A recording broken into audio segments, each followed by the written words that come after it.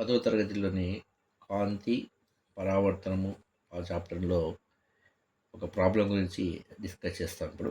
30 సెంటీమీటర్ల వక్ర వ్యాసార్థం గల కుంభాకార దర్పణానికి ముందు 20 సెంటీమీటర్ల దూరంలో 5 సెంటీమీటర్ల పొడవు గల వస్తువు ఉంచబడింది. ప్రతిబింబ స్థానాన్ని, లక్షణాన్ని, పరిమాణాన్ని కనుగొనండి. ఇది క్వెషను.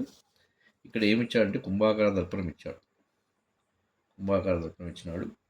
దాని యొక్క వక్రతా వ్యాసార్థం ఇచ్చాడు. వక్రతా వ్యాసార్థం ఎంత ఇచ్చినాడు అంటే ఆర్.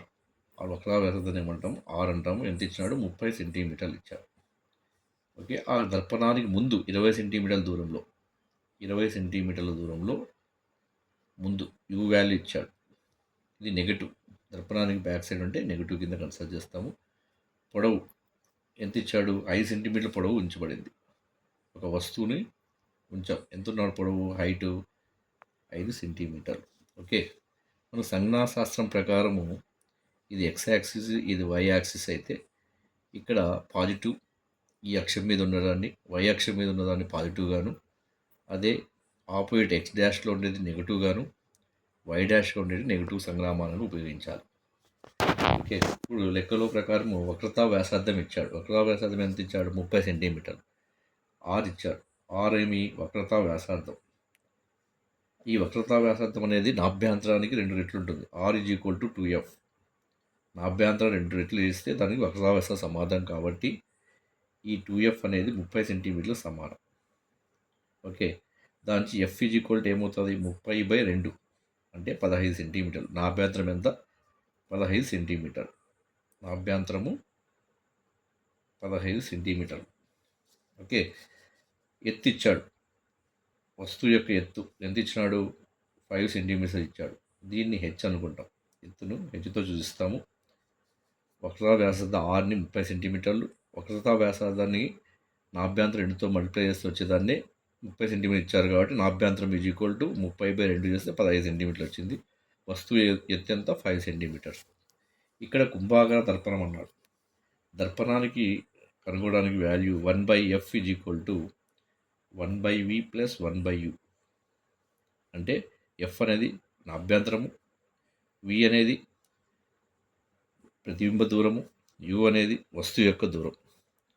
ఇక్కడ వస్తువు అనేది కటకంకి వెనక భాగాన ఉంది కాబట్టి ఎక్స్ డాష్ కాబట్టి ఇక్కడ నెగిటివ్ తీసుకున్నాం యూ వాల్యూ.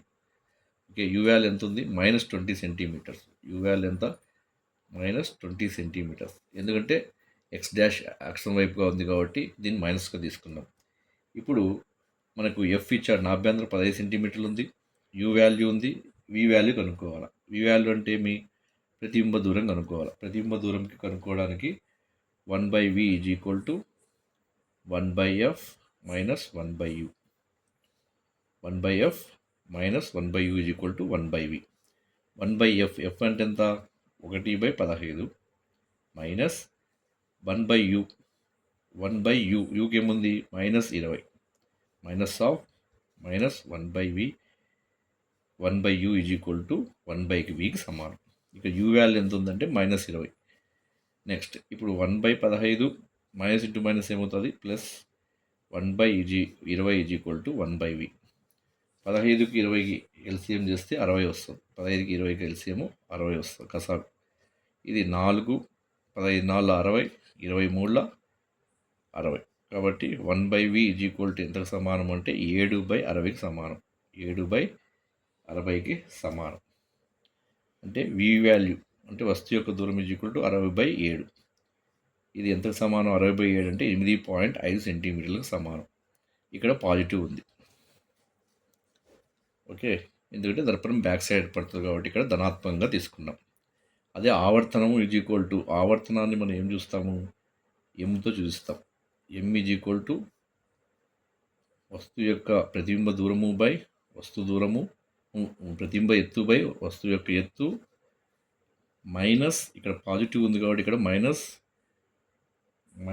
v/u. అంటే వస్తువు యొక్క దూరము డివైడ్ బై ప్రతిబింబ దూరం. అంటే ఇది ప్రతిబింబం ఎత్తు బై వస్తువు యొక్క ఎత్తు మైనస్ ప్రతిబింబం యొక్క దూరము బై వస్తువు యొక్క దూరం. ఓకే. ఇప్పుడు మనం ఏం కనుక్కోవాలా? ప్రతిబింబం యొక్క ఎత్తును కనుక్కోవాలా. ప్రతిబింబ ఎత్తు కూడా హెచ్ డాష్. వస్తువు యొక్క ఎత్తు ఎంత ఇచ్చాడు? వస్తువు యొక్క ఎత్తు 5 సెంటీమీటర్లు ఇచ్చినాడు. మైనస్ వి వాల్యూ ఎంత ఉంది? -8.5 ఉంది. యు వస్తు దూరం ఎంత ఉంది? -20 ఉంది. దీంట్లో హెచ్ డాష్ అంటే ప్రతిబింబ ఎత్తు హెచ్ డాష్ -8.5 -20. ఇక్కడ భాగిస్తుంది కాబట్టి ఇదిలోకి వస్తే మళ్ళీ హెచ్ ఇస్తుంది కాబట్టి ఈ మైనస్ మైనస్ క్యాన్సల్. 5 1 జా 5 4 జా 4 1 జా 4 2 జా 4 1 జా. ఓకే, అంటే ఆల్మోస్ట్ 2.1 సెంటీమీటర్స్ అనేది ప్రతిబింబం ఏర్పడుతుంది. దీన్ని బట్టి ఏమవుతుందంటే మనకి ఇక్కడ వాల్యూ అనేది 2.1 అంటే వస్తువు యొక్క ఎత్తు కంటే ప్రతిబింబ దూరం అనేది తక్కువగా ఉందని తెలుస్తుంది. ఇది విద్యా ప్రతిబింబం అనేది కూడా తెలుస్తుంది.